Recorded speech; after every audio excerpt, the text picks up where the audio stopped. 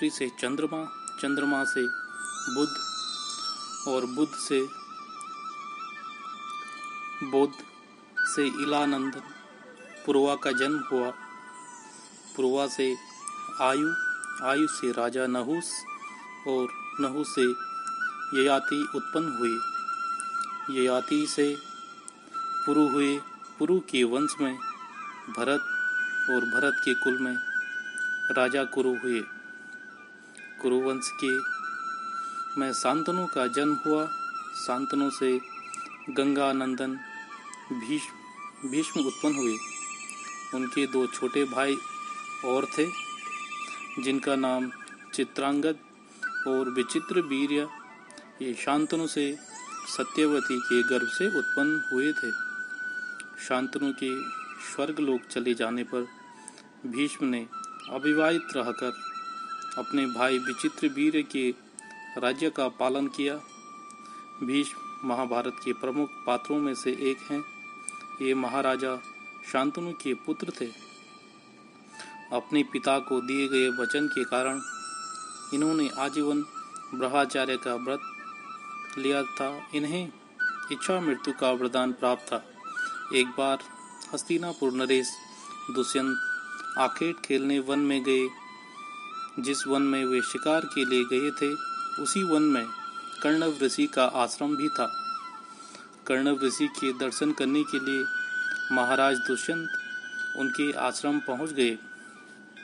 पुकार लगाने पर एक अति लावण्यमयी कन्या ने आश्रम से निकलकर कहा, हे राजन, महर्षि तो तीर्थ यात्रा पर गए हैं, किंतु आपका इस आश्रम में स्वागत है।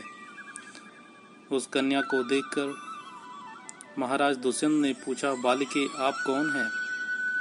बालिका ने कहा, मेरा नाम शकुंतला है और मैं कर्णव ऋषि की पुत्री हूँ।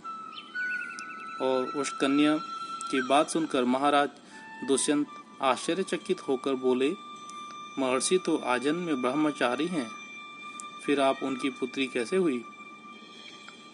उनके इस प्रश्न के उत्तर में शकुंतला ने कहा, वास्तव में मेरे माता पिता मेनका और विश्वामित्र हैं। मेरी माता ने मेरे जन्म होते ही मुझे वन में छोड़ दिया था, जहाँ पर शकुंत नामक पक्षी ने मेरी रक्षा की, इसीलिए मेरा नाम शकुंतला पड़ा। उसके बाद कर्णव ऋषि की दृष्टि मुझ पर पड़ी और वे मुझे अपने आश्रम ले आए। उन्होंने ही मेरा भरण पोषण किया। जन्म देने वाला, पोषण करने वाला तथा अन्न देने वाला, ये तीनों ही पिता कहे जाते हैं। इस प्रकार कर्णव ऋषि मेरे पिता हुए। शकुंतला के वचनों को सुनकर महाराज दुष्यंत ने कहा, शकुंतले, तुम क्षत्रिय कन्या हो। यदि तुम्हें किसी प्रकार की आपत्ति न हो तो मैं तुमसे विवाह करना चाहता हूँ।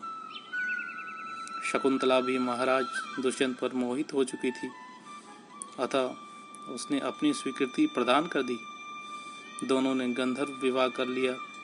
कुछ काल महाराज दुष्यंत ने शकुंतला के साथ विहार करते हुए वन में ही व्यतीत किया। फिर एक दिन वे शकुंतला से बोले, प्रियतमे, मुझे अब अपना राजकार्य देखने के लिए हस्तिनापुर प्रस्थान करना होगा।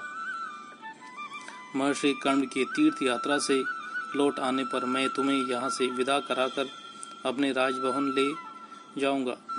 इतना कहकर महाराज ने शकुंतला को अपने प्रेम के प्रतीक के रूप में अपनी स्वर्ण मुद्रिका दी और हस्तिनापुर चले गए। एक दिन उसने आश्रम में दुर्वासा ऋषि पधारे।